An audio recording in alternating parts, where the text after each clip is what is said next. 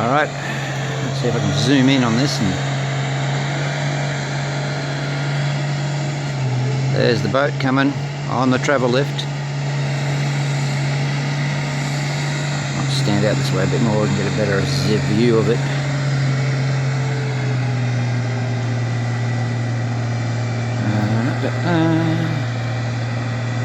Doing all this on a freaking cell phone that the screen goes mostly black on while I'm trying to video.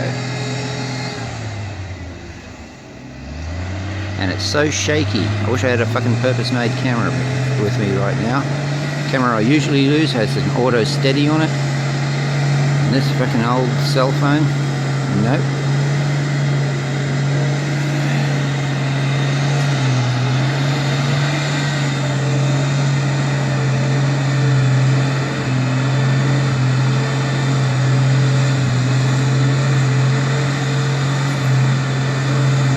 Going to turn it around, I think, the machine, and back it in there, because we're going to put it in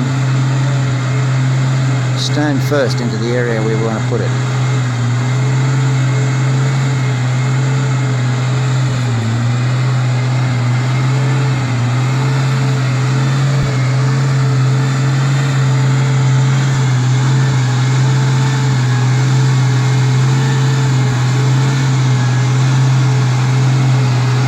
Take the zoom out now, can't I?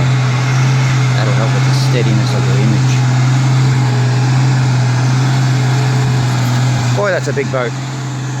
How you doing? Doing alright? He's coming towards me, and I tell you what, I better get out of the way, hadn't I?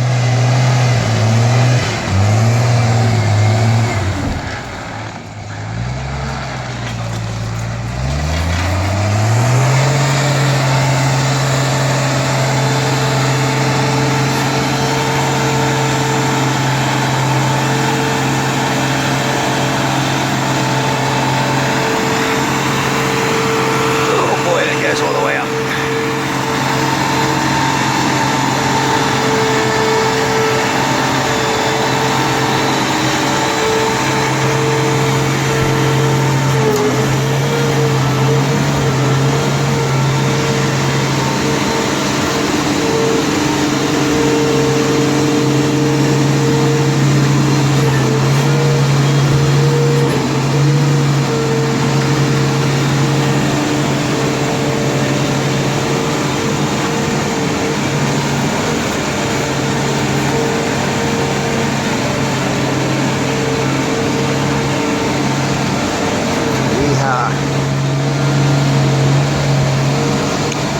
Boat. A new project. New project. Yeah, wow. Yeah. Oh, Whitby. Yes, it is. Oh, Whitby yeah. 42, and there's one already there too. It's a nice boat.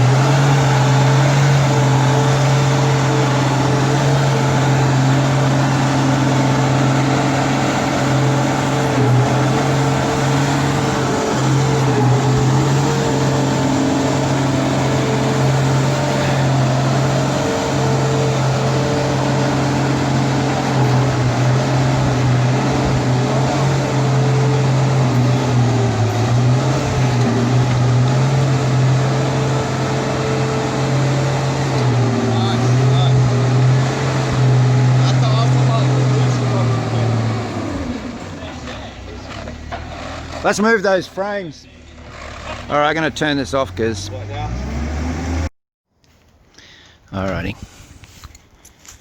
I have to walk into the shade to be able to see the screen on this thing. There's the boat. It's been put in place. She's there. And she's in place. I can work on it now when I'm ready. And yeah, I can do another walk around just quickly to show the hull after that trip. There's nothing really exciting to see.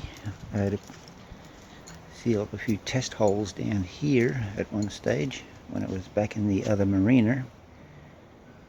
And that held perfectly fine.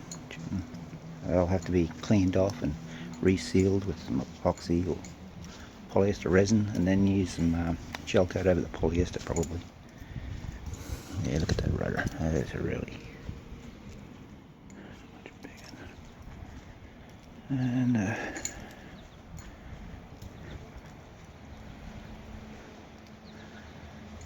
this temporary patch that I put on held quite fine. It was over the through hole fitting for the transducer, and when they pulled the transducer out they damaged the hole, so I couldn't put a plug in it or another transducer. I just figured do that, plate it, get it home, do the proper repair. I can worry about that later. I'm going to have to replace that plate, aren't I? Doesn't look too good. Yeah, but the rest of the hull, I'll be looking for some osmotic blisters, but on close inspection when walking around I couldn't find any blisters. But once I sand it back, which has already been done once before, if anything turns up I'll be able to deal with it. But so far so good. Alrighty, that gel coat that's on the boat now, just with a bit of a white, it's actually not even powdery. A little bit of powder, but not too much. Still got a little bit of shine in it when you see it in the sun. Needs a good wash. That's one of the things I'm going to have to do, is hose the thing off. And bring a ladder in. I have to bring a ladder in on my next trip, which won't be tomorrow. I've got things to do. Tuesday. I'll be coming in on Tuesday, work on the Irwin, and then yeah, and then working on this boat a little bit too. Alrighty, I'm going to cut the video off now.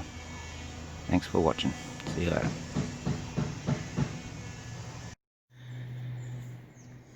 Alrighty, here I am on the Whitby 42. Just do a little quick walk around. We've seen it before, but I want to do this, so I want some sort of record of it in the yard. That's beside this Jeanneau, very nice boat. Yeah, anyway, that's a Jeanneau. But you know what? We've got this Whitby 42 I'm standing on, and boom, there's a Whitby 42 parked right there. So I can just look across and go, I need some ideas on what I need to do on the deck of my boat. I really like those davits on the back. And I've noticed that the davits, while being mounted to the deck, have also got, if you have a look here, these rigging riding all the way up to the top of the mizzen mast. And I thought that's a good idea, because not only does it hold the mizzen mast up and stabilize the mizzen mast, it also, when you put a weight on the davits, you've got the rigging holding the davits. So it's like a win-win situation, and I like that. It's got a ladder coming off the back. Gonna have to look at doing that. I haven't got a ladder at all. So there's that, and that's a nice big one, so there's that as well. I've got a